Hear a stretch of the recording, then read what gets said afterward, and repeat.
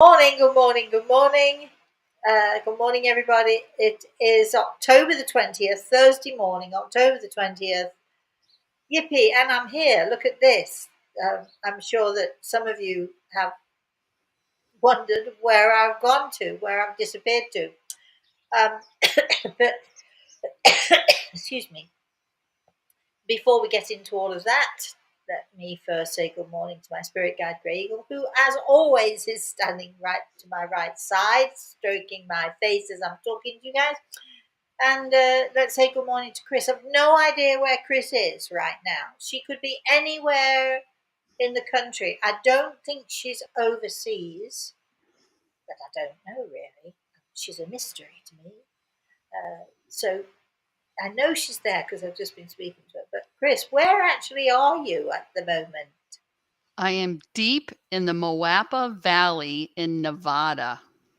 Oh, Nevada is, About an hour outside west of Las Vegas. yeah, I know it. I've been there.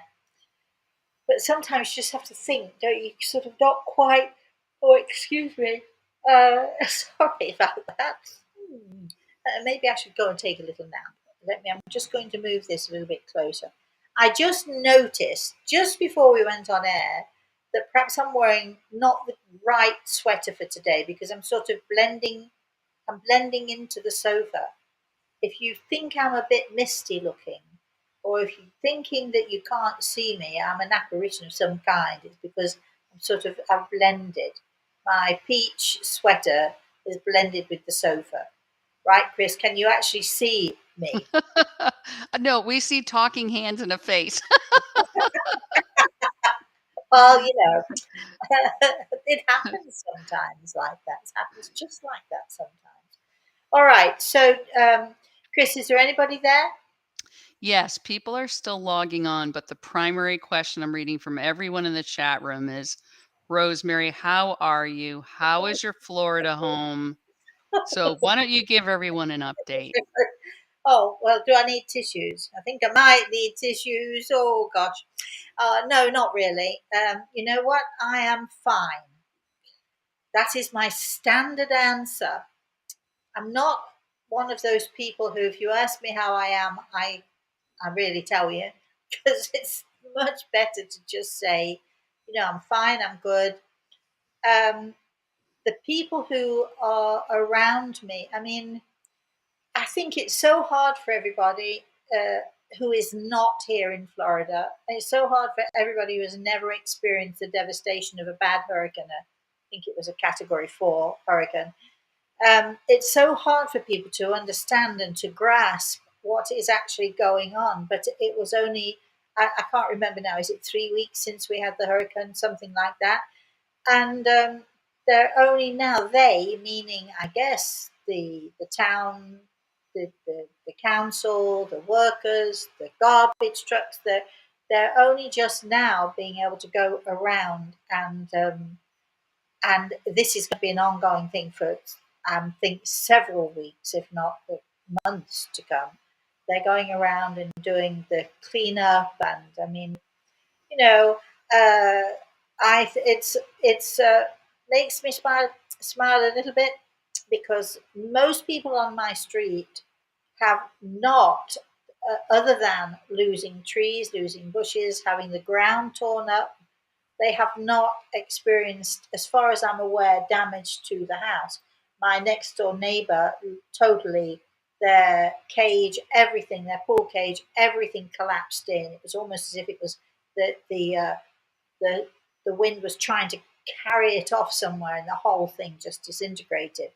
But luckily, their house did not suffer any damage. Unfortunately, my house, for some reason or another, has damage. But in the scheme of things, it's it's minor. Now, when you're dealing with it on a daily basis, it's not so minor because you're waiting for workers, you're waiting for the insurance, you're waiting for the roofers who say they're coming tomorrow, but then they don't come. You're waiting for the plumbers. You're waiting for all these people who are going to come and help you and to help you out, so to speak.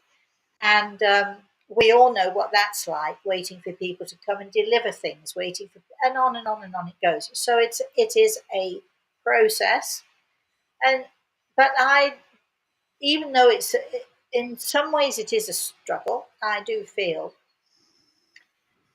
well, it could have been so much worse, and for so many people it has been so very much worse. So over the next few weeks, as we do the show, we may be hearing that I have to have a new roof on the house because the, the tornado split the roof, literally part of the roof, literally split it open.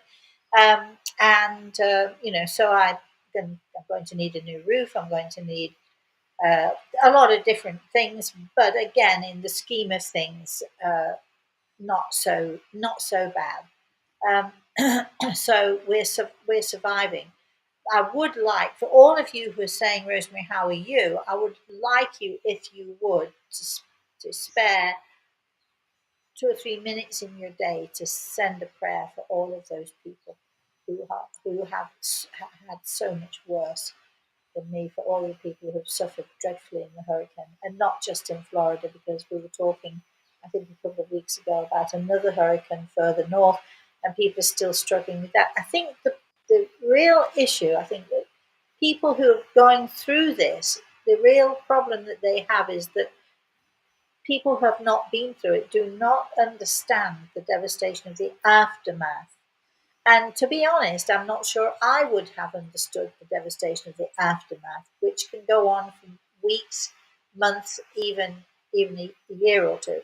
If you haven't seen it yourself, or you've not been involved in it yourself, it's a very hard to grasp that, well, the hurricane was over. That was 2 or 3 weeks ago, and everybody's getting back to normal now. Surely, I mean, even my neighbour across the street said to me, "Well, at least we're getting back to normal." And I'm thinking, "Well, you might be, but not me," because I'm still waiting for the roofers and all of that stuff. But people do think, okay, well, they're getting back to normal now. And the truth is, for so many people, that their normal has changed.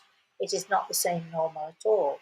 I drove around with my friend Mary Lou the other day, and you know we saw houses literally ripped up, ripped in half. We saw roofs torn asunder. We saw, you know, so much devastation, so much devastation, and it is hard to grasp if you're not here and you don't see it. It's very hard to grasp that the suffering that is going on right now with so many people. Uh, uh, Having said that, my daughter was very concerned. Mom, I don't think you should go back to Florida. I think you should consider living somewhere else. And the truth of the matter is that wherever you are in the world, if it's going to hit you, it's going to hit you. I had a lovely young lady I was talking to yesterday who is about to go through her own emotional storm. She is going through an emotional storm, and it's about to go through probably a worse emotional storm. And she was sobbing. She was saying, "But I'm not ready," as, as if I could stop it. But I'm not ready. I'm not ready. And I said to her, "Well, we're so often not ready for our traumas and our tragedies. But when they happen, I mean, Chris, you were not ready to lose Mike. So, none of us are ready when the traumas hit us, when the tragedies hit us. And even for those of us who we have someone in our lives who is sick, who is long suffering, who's been sick for a long time, when it happens, we aren't ready. We're not ready. But somehow or another, we manage to get on our feet, and we take every day at a time, every step at a time, and somehow we survive. And we have to think that, even the people who are suffering right now, not just with the hurricane, but there are many out there who are suffering a loss, who are about to suffer a loss. There are many people out there who are struggling emotionally. I actually wrote in my Instagram. I wrote, it's a quote, and I have no idea whose it is, but I made it my own because I've changed it a bit. But basically, it's, your, we all have scars. Every single one of us has emotional scars. All of us have scars of one kind or another. If I could show you the scars from my kidney surgery, boy, you think, my word, because it's so big. It's a double scar because I had two surgeries and they cut you once, so obviously, and then the second time they cut you, can't cut you in the same place, so they have to cut alongside. So it's a big wide scar, and I was showing it. Funnily enough, I was talking about this. I was showing it to Reese the other day. He wanted to see it, and even after so many years, you can still see it. But your scars, you should not allow your scars, emotional or physical, don't allow them to define you, allow them to refine you. Don't, we all of us have scars, and it's because of those scars that we have to battle through. We fight through. Some of us do it more easily than others. I know people think I'm a very strong person, so it's easy for me. No, it isn't easy for me. It's just as difficult as it is for everybody else. But I am very determined to grit my teeth and get on with it. And when people say to me, "And how are you?" I say, "Oh, I'm fine, thank you. How are you?"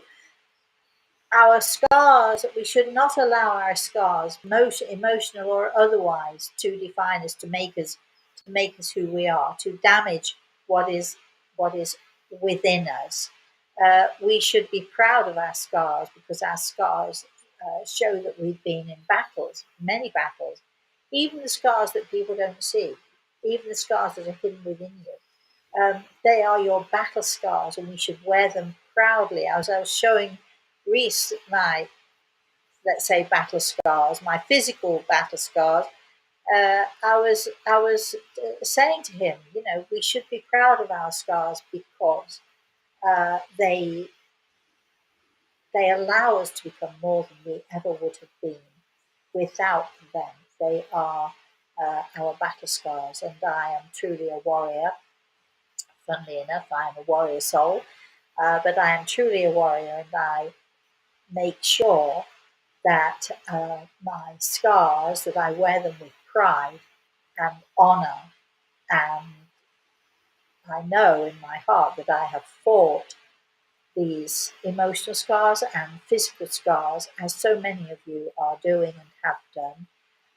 And they don't make us less; they make us more. I've told a story a while ago about a lady who I went into her shop. It was a very exclusive little shop, and I won't tell the story now. But basically, she'd been in a very bad fire, obviously, and her face was completely ruined. Uh, Description, well, scarring, wrinkled flesh, no ears, no nose, lips destroyed. I mean, sort of where her eyelids were, there were just simply holes there. Her eyes were staring out from this so damaged face. And she's the second person that I've seen in my life who was so damaged. The first person was the paper lady who, when I was a paper girl, I used to deliver papers when I was 14 and 15, and she'd been in an army truck which had exploded, and her entire face and hair, they were gone. And her job was to work in this newsagents, and she was handing out papers to all the kids who were the paper boys and paper girls. And we just got used. Her name was Nancy. Can you imagine that I should remember that woman's name after all of these decades? Her name is Nancy, and if I think about it, I can still see her. And her hands also were very badly burned and scarred. The fact that she was in there working with kids who, we know kids can be cruel, but every one of those kids respected her, and every one of those kids treated her, as if she was someone special. She allowed those scars to help her to grow. Who knows what she was feeling inside? The lady, I walked into her into her shop. Beautiful fashion. Can you imagine a lady who's so badly scarred working in fashion with women who were coming in and trying on her beautiful clothes and looking beautiful and perfumed and makeup and so on and so forth. And there she was. My gosh, was she a warrior? So, whether you have physical scars or whether you have emotional scars, um, I think it's part of the plan in a way. Our tears and our pain are our gifts that make us stronger if we let them, if we allow it to be, if we allow them to help us and to guide us and to steer us to make us stronger. And and I think that we all can do that, and so many of you listening have already done that, and there are some of you even doing that right this moment in time. Let's understand one thing: emotional scars are just as painful as physical scars, if in sometimes in some ways, maybe even more painful. So I had some lovely comments on Instagram. Thank you all of you for commenting about not letting our scars define us. Anyway, I've done enough talking. And Chris, how are we doing there? So you have a lot of people who are either in Florida, know somebody in Florida, etc., sharing the stories of what they do know, the flooding that went into the homes, people being displaced, etc. And others are responding that they're also sending out healing to everybody affected by this. So there's a lot of people on that topic. We do thank you, all of you who are sending prayers, all of you are sending great thoughts. It's odd, but I had my lovely lawnmower guy here today, Frank. He's fantastic. He's such a nice guy. And he was telling me that, he's had some cancellations because, unlike one or two of the other lawnmower people around who were not affected by the storm and therefore were able to get out, they've been out every week to mow somebody's lawns because they were unaffected. Frank, unfortunately, was living. He lives in a flood zone. He could not get out of his driveway for over 10 days. So, you know, so there was no chance of him coming in and mowing anybody's lawn. And yet, people have cancelled. There have been certain people who have cancelled him, and it just is astounding to me that people don't have the patience. So they see other people, getting their lawns mowed. So what about me? You know, and the first thing I did when I got back, one of the first things I did was call Frank and say, "How are you doing?" And I think he was calling to see if I'd help him with the debris. And I said, "No, no, no, no. I just want to know how you and your wife are doing. That's all. And you come to me when you're ready." And he finally came out today. But he is inundated because he's not only having to mow lawns, he's also having to do clean up and that sort of thing for people. And then there they are. There are people who are cancelling because he's not doing his job. And so, for anybody listening in Florida who happened to cancel their lawnmower people or their work people because they couldn't get out for some reason or another, could you just have a little bit of patience and a little bit of kindness? You'd think that people in the community um, would be more understanding. But there you are. I guess it's human nature. Well, she's had her lawn mowed yesterday. Her lawnmower man came twice. Yeah, well, that's maybe so. But there are people out there who are still struggling to get out and about. Still have things that are destroyed. What if he'd had his truck destroyed in America? As it was, he's had his foundations to his house flooded. So why hasn't he come to mow your lawn then? So there are irritations as well. So I'm asking everybody who is around to just be patient and be nice. What I said to Frank was, "Don't worry about me. It's a lawn. Oh gosh, my lawn's going to look untidy for a month. Really? Do I care? No, I don't. because there are much more important things to worry about. Right, Chris, that's enough now. Enough of that. That's Well, what one more thing on that realm of, disaster and stuff. One of the people had commented about survivor's guilt, where you were expressing your neighbors across the street really didn't get hit, and so they don't quite understand. And then others are like, "Wow, those there was quite devastation, especially in the southern part of Florida, and I came out all right, and I have a bit of survivor's guilt." Can you speak to that? Well, it's a waste of time, isn't it? Sorry, I'm not going. I'm not going to buy into it. Stop feeling guilty. If you feel concerned, um, get in your car and go help someone, or pick up the phone and call. I don't know, FEMA, or call the town, or call the rescue services, and don't just sit there feeling guilty. Go and do something. I mean, guilt is such a such a waste of time. And in this particular instance, when there are so many things that you can do, my friend Mary Lou, she and her daughter and 8-year-old grandson went out last Saturday morning to sort of driving around to see if there was anyone in need of help.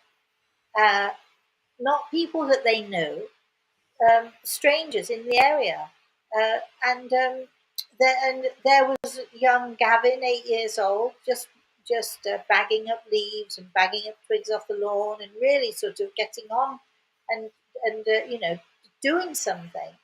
Um, don't sit there feeling guilt. It gets you nowhere. It does no good for you, and it does no good for anybody else. Get off your butt, pick up the phone if you're able to. And if you're not physically able to, as I am not physically able to go help somebody else, my back would break in two if I was to be. Thank God for my fabulous friend Mary Lou, because she and her daughter came and helped me clean up, and it was a huge cleanup, let me tell you. But we couldn't get anybody else out because nobody else could come out, because everybody was busy with their own cleanups and so on. But um, you know, if you are not physically able to help, then you pick up the phone. You ask, "Can I cook? Can I take cookies or biscuits to a shelter or something? What can I do?" And trust me, they'll find you something to do. The services that are around, even if you are yourself a little infirm, they will find something for you to do. And if you can't do anything else, then let's just pray then, because that in itself is huge. And so stop with the guilt, because I do get survivor's guilt. I do understand it, but we should be grateful that we survived. We should be very, very grateful that no one that we know and loved has been harmed. Certainly not me, and I am very grateful for that. And do what my friend Mary Lou does: get off your butt and go help in one way or another. Go to a soup kitchen, go to a children's home, go to the children's hospital. Doesn't doesn't have to be related to the hurricane. Just do something for someone else. And if you can't physically bend down and dig holes or whatever, then there are children's hospitals requiring people to go in to read to the kids who are very sick there. Maybe you'd like to, I don't know, maybe you'd like to do that. There's always something we can do to help. Chris, Okay, so our longtime follower Judith, as you know, had her surgery yesterday. hi, darling. So she says, "Thank you, Rosemary and Grey Eagle, for being with me at the hospital yesterday. I kept expecting to see a feather floating down or a few rose petals." Well, look, you got us. Isn't that enough? And how are you feeling? We want to know. How did it go and how are you feeling? That's what we want to know. All right, Chris, keep going. Andrew's wondering, how is the internet now? Does it seem to be better? It's a little bit sporadic. And while we're on that subject, thank you, Andrew. While we're on that subject, I can't guarantee that this show will keep going on for the hour. I'm expecting I'm always these days, I'm sort of peeking out the window looking, is the workman, is that truck for me? And so on. So, so we never quite know what's going on. We never quite know what's happening. The internet has steadied down quite a bit, but it is sporadic, and every now and again, we do get uh, glitches. We had um, not yesterday, but the day before yesterday, we had 2 solid days of really heavy rains, which also did not help at all. So, you know, it is what it is. And thank you for asking, Andrew. So, we're just, it's been really tough. And for all of you out there who have booked consultations with me, I do thank you for your patience. I thank you for your understanding. I, we're trying to get back to normal. And, and here's another truck.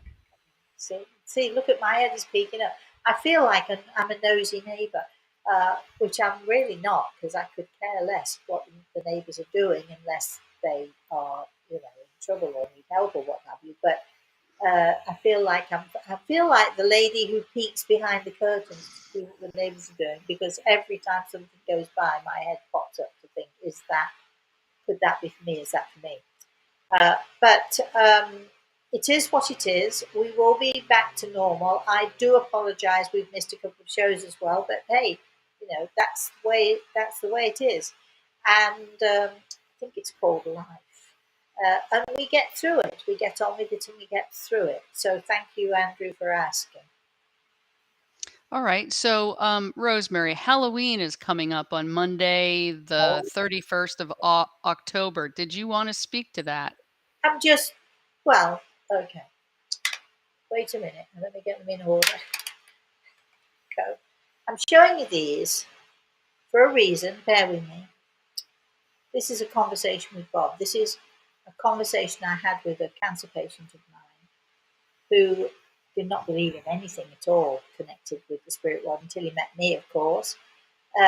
He had brain cancer. He had a number of surgeries which didn't work, didn't do anything. And why would I tell you the story? You can read this story in one of my books. I can't remember which one it is now. But anyway, perhaps it's a matter of life and death. You'll find this story. This is my Bob the Builder. But it's a conversation with Bob, and he's talking about being sick and what you can do, how you can do it. He gives some absolutely practical advice.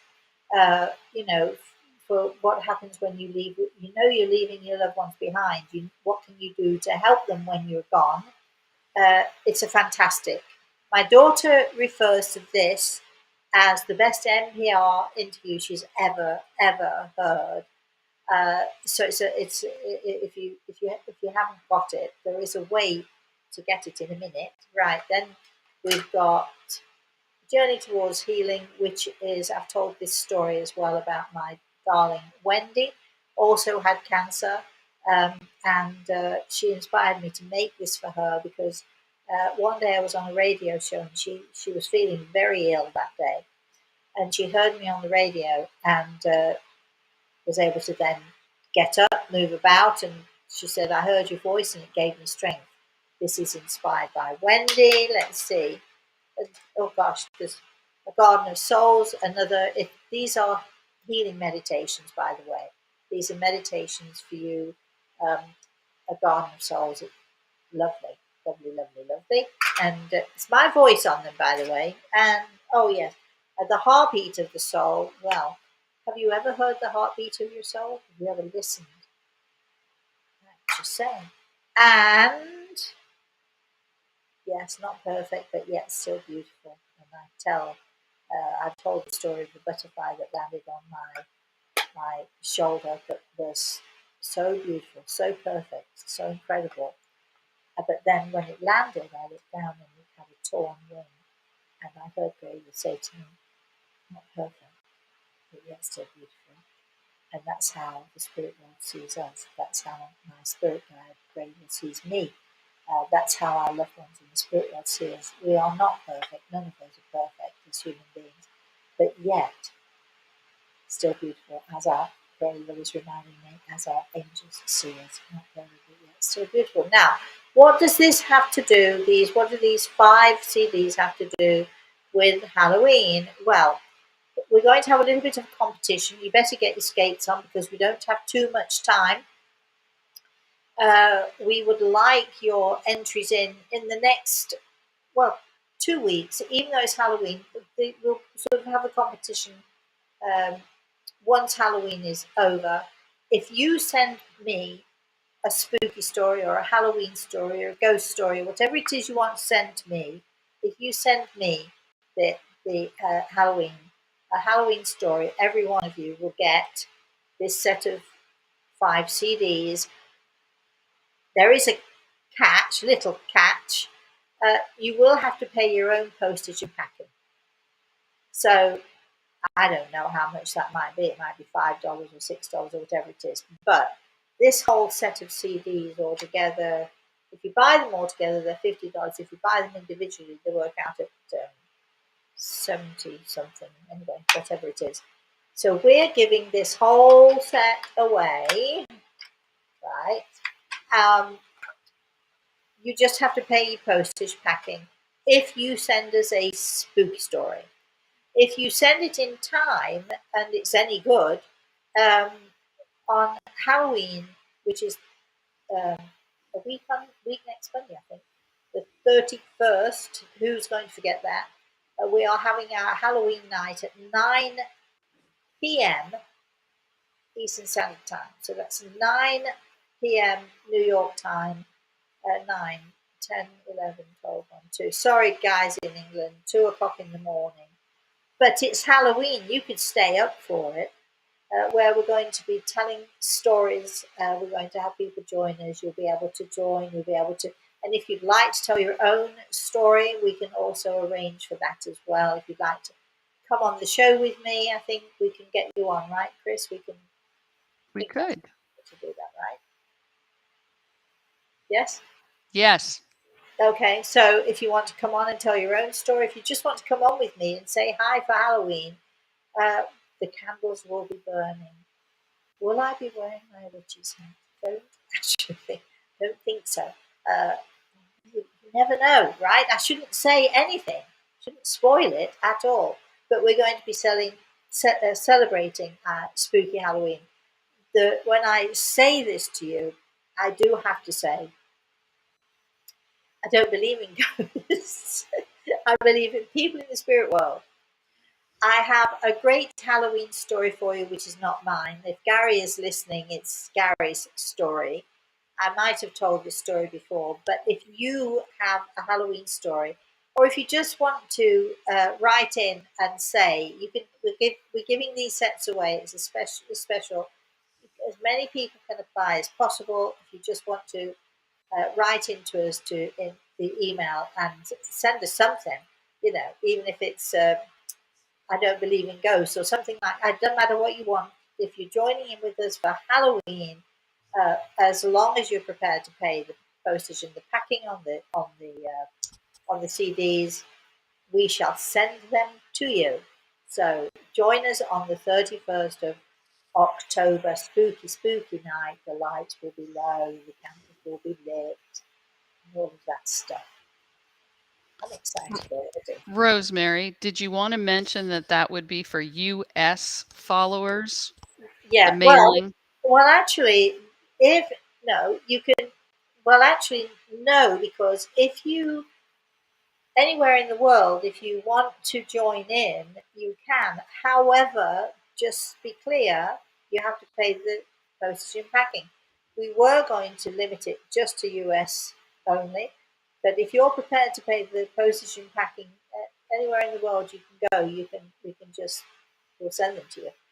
Um, but you've got to pay us the money first because we're anticipating we're going to get quite a lot of people joining in, and you know, look, I've got a new roof to pay for. I can't be sending you this stuff for free. So if you are prepared to pay the postage and the packing wherever in the world you are, please join in with us. Absolutely. Okay, Chris. All right. Loretta says, my mom passed about 15 days ago.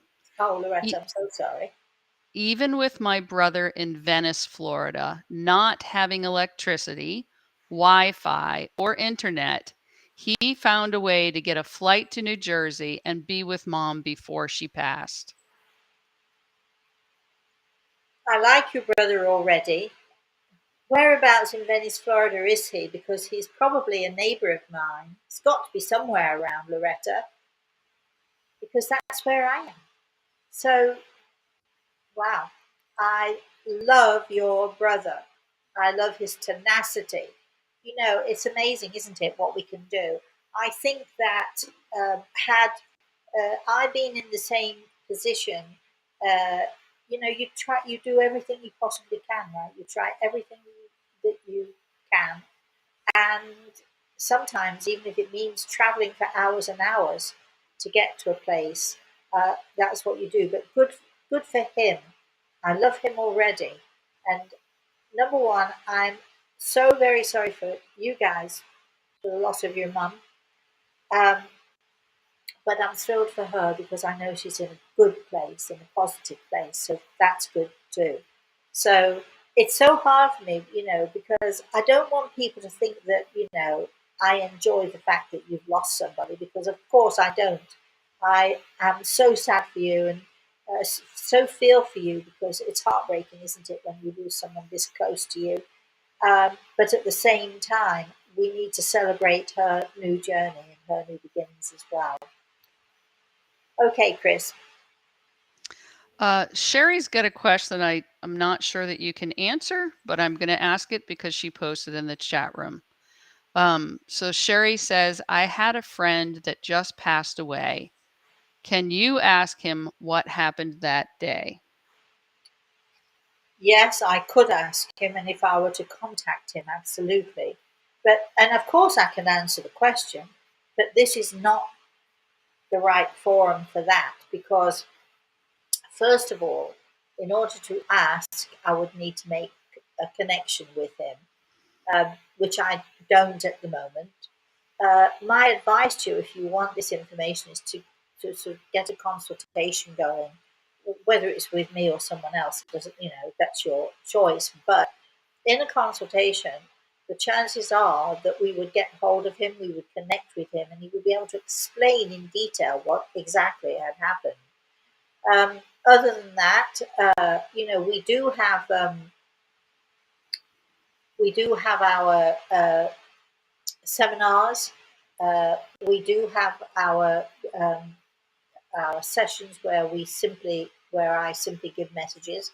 People come into the session, and we give messages. You may or may not. There's no guarantee, but you may or may not get messages that way. We will be doing we will be doing that again. I promise you. We are trying to get through October, and hopefully we'll get some semblance of what our situation is, and what our abilities will be to organise. But certainly we'll be doing something like that certainly before December, and in fact we should probably be talking about that in another week, Chris and I, so that we can get something organised. Those sessions, they're amazing. People join. Unfortunately, you do have to pay a ticket. It's not nearly, it won't cost you as much as a consultation will, but you know, you can join in with the session. You can have questions. We take people first come, first serve, and we give messages. And when I say we, I mean Greg and I, of course. We give messages from the spirit world, and they can be really stunning and really, well, they are stunning and amazing. We have such an amazing time in those things. So I think that's what you need to do, my darling. If you need some sort of information more detailed, that's what you should need to do. Chris. Andrew says, he's giving you a quote. We will take the light of love and sprinkle it all around, and within its heart you will be found. Who is the poet between yourself and Gray Eagle? I know that poem. Andrew, where did you get it from? Where did you find that poem? Because I know it so well. That's all I'm saying, Andrew. Chris, keep going. He's also reminding us that today is the 1-year anniversary of the passing of his wife. Well, uh, can you read that little poem again then? Because I think, Andrew, it applies to you and to your wife, right? It's we will take the light of love and sprinkle it all around, and within its heart you will be found. So true.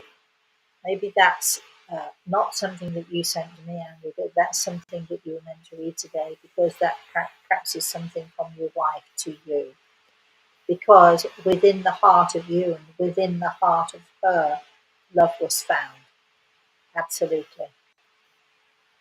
Chris.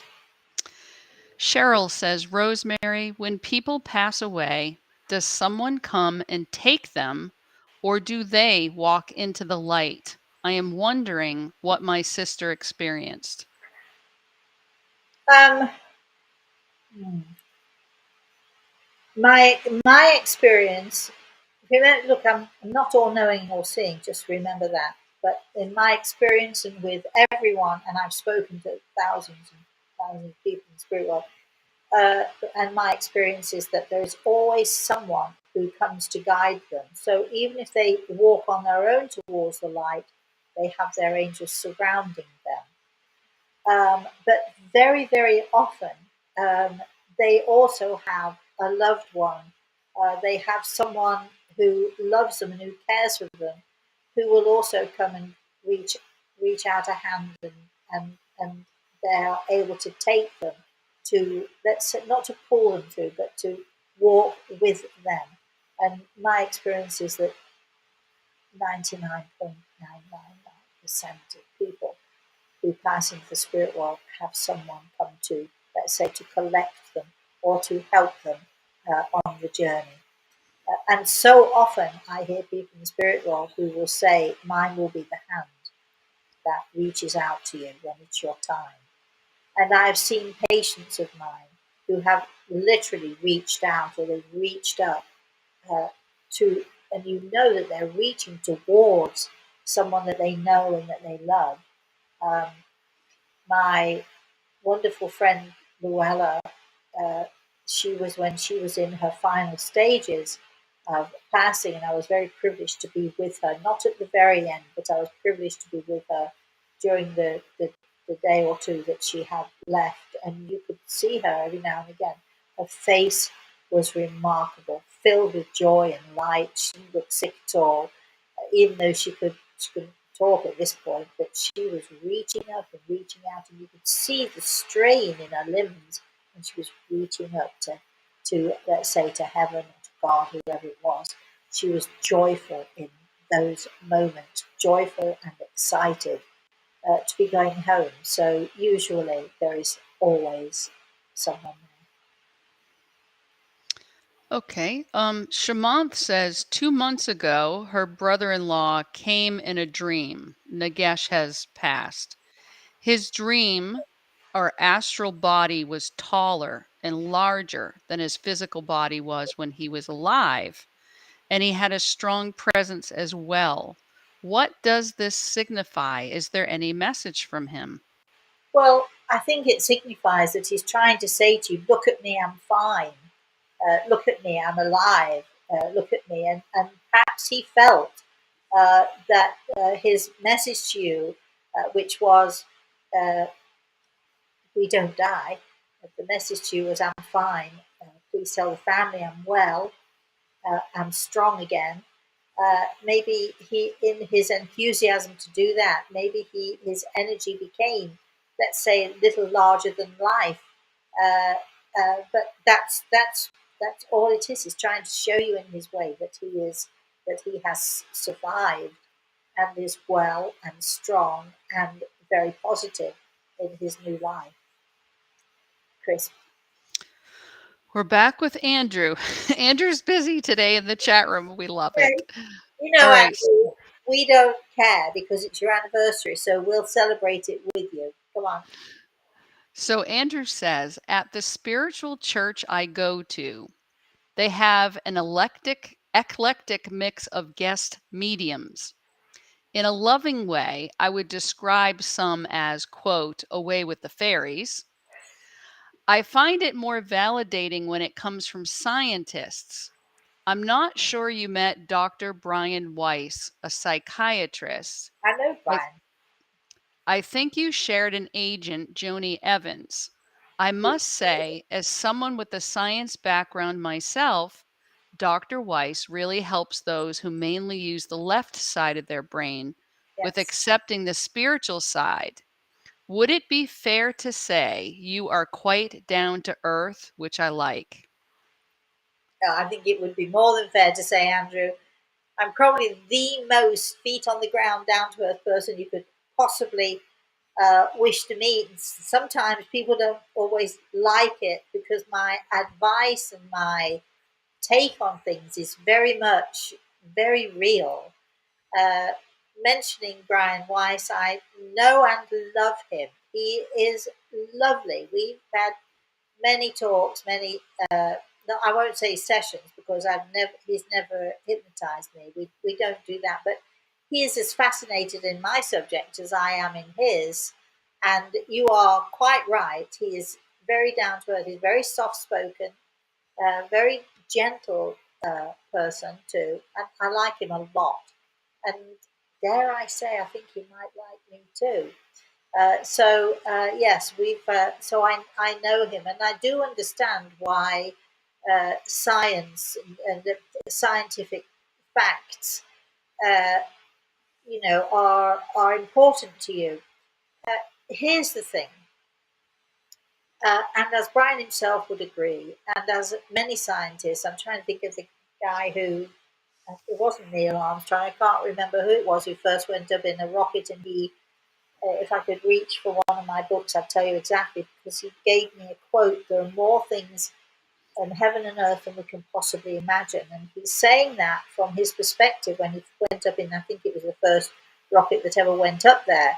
And this guy was very much a scientist and very well renowned as a scientist. People took notice of him. Basically, his view was just because science tells you something doesn't mean that it's right because science, if you look at Andrew, science changes minute by minute, day by day, hour by hour. uh, Science changes because science is a theory based on facts as we know them in this moment, but those facts can change. The universe can, we can. Sorry, I'm sort of experiencing this. Wait a minute, let me do this.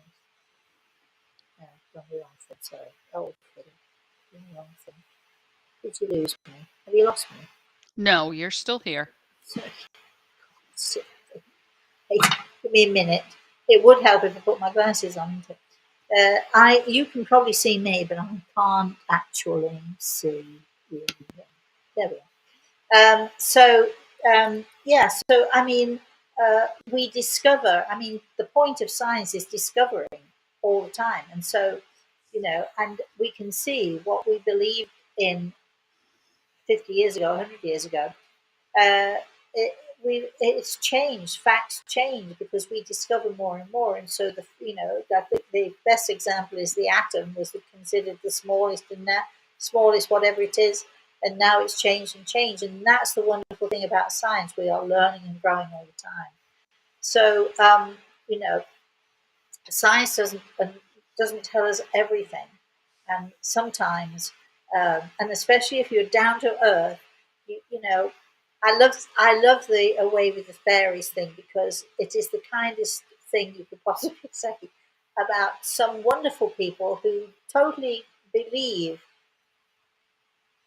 what they're doing, but they are really truly away with the fairies. And unfortunately, most of these people are genuine and want to help and are lovely. Every now and again, you get those who are taking advantage. Uh, what is it? The road to hell is paved with good intentions, and sometimes, um, you know, unfortunately, good intentions can be very, very damaging. So, so Andrew, we're with you on that one. All right. Carol says, fondest of greetings to you from Texas. It is so great to see that you are physically fine. Thank I you. am I am so sad that the hurricane damaged your home.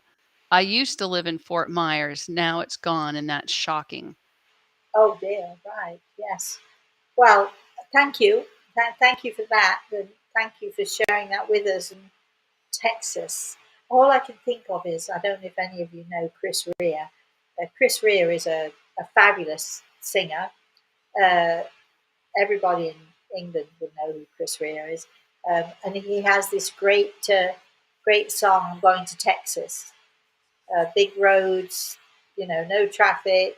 I'm going to Texas. So maybe one day we'll be able to visit you in Texas. Wouldn't that be fun, Chris? Judith is wondering if Edgar Mitchell is the person you're describing. I'd have to look. I promise I'll look on the back of the book later, and maybe on Saturday morning, if Chris reminds me, I'll tell you who it is. Isn't that terrible? I can't remember the name of the man who actually, but he was one of the first to go up in the rocket. And again, his quote was, "There are more things in heaven and earth." When you're up in a rocket and you're sitting on the moon, and there is this little teeny grain of sand that you know is the Earth, but it just looks like a teeny grain of sand. It makes you realize that the best of scientists have to realize um, that the true scientist, as he would say, a true scientist is one who's always questioning and who's never saying this is a fact. What they're saying is this is a fact for now, for this moment, but it may change. A true scientist, will always be questioning. Can you imagine looking at this little tiny speck of sand, this little teeny grain of sand, and realizing that is the Earth where you live and where all these millions of people teeming around on this little bit of grain of sand? It's got to make you realize, it's got to make you understand how little we know of the world, how little we know of the universe in relation to what is out there. All right. Then we have Loretta coming back saying, thank you for your kind words, your kind and correct words about my brother. Next time I am in Venice, Florida, visiting him, I'll see if I can see you. Well, why not, Loretta? We could go and have lunch or something. Wouldn't that be fun? What do you mean next time? Have you been? Have you been to Florida before and not looked me up? Okay, Chris, keep going. Rhonda's asking, Rosemary, will you be doing a Gray Eagle Speaks session anytime soon? I attended the last one and it was amazing. Uh, I'm listening to Grey Eagle. Yes. What we mean by soon, I'm not really quite sure.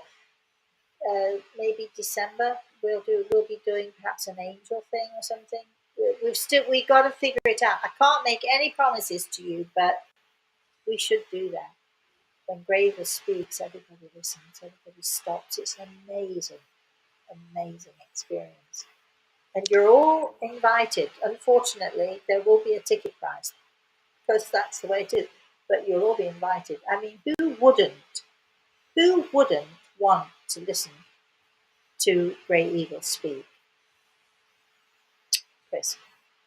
But we do know on December, I'm looking it up right now, 17th, I think it is. Yeah.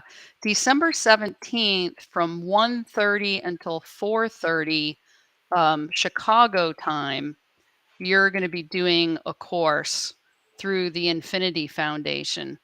And that's on the art of spiritual healing. Right. Yes. So, what we suggest you do is go to the website. Um, is it www? I don't remember. Anyway, Rosemary Altea. Go to my website, check me out, check out all of the events that we're planning. You'll see there are some, uh, but we are going to get together, Chris and I, to plan our November and December and January events very soon. So watch for that. But let me remind you, coming up, Halloween. Halloween. And these things. Look at this, right? Anyway, all right. So we're coming right up on time, Rosemary. You probably have time for another question or two. Okay. But we're waiting for those questions. Debbie says, I hope you're keeping well, Rosemary. You certainly look good. All the best. As long as we look good. Isn't that the most important thing? You wait. When I get up off of this sofa, I shall be creaking because my back is in a certain position, and I creak a lot these days. But there was a time when my knees would actually creak. That doesn't. I don't know why, but that doesn't happen anymore. But occasionally, my back is like it's hard for me to get up and get going. But then I do because I'm determined. So you've got to be active and you've got to be proactive. But thank you so much for saying that. I really appreciate it. And uh, I don't think I'm a vain person. I'd like to think I wasn't, uh, but I do. Of course, we always love it when people say, "Wow, you do look good." So thank you. Makes me feel better. LP is saying good afternoon from the Netherlands. Good afternoon, LP. I think that's really all we have in the chat room right now. There's no question. So listen, I'm No. going to wave to all of you because wherever in the world you are, we love to have you join us. We shall be back. I'm keeping my fingers crossed. We shall be back on Saturday morning for story time. That is 11 a.m. Eastern Standard Time, 11 a.m. New York time, and that will be 4 a.m. British time. I am expecting the insurance adjusters to come, so we're keeping our fingers crossed. The show will still go on. Uh, it might be a bit of a rush job, but we're keeping our fingers crossed that the show will still go on. And so I look forward to seeing you all then. Thank you so much for joining us today. I'm sorry that we've messed you about a bit, those of you who are still waiting for me. Be patient. I promise you that we will be getting back to normal as soon as possible. Thank you, all of you out there. Thank you for joining us. Thank you, Chris, for doing such a great facilitating job as always. And of course, with goes without saying, thank you to Gravel, who is fabulous and wonderful. And so until I see you all again, we are trying to arrange a cracking up session. We'll let you know about that when that happens. So keep looking on the website and keep checking into Instagram and Facebook and all of those things to see what we're up to. Until I see you all again, please, please, please, everybody, have a very, very blessed rest of the day and have a very blessed weekend, everybody. Bye bye.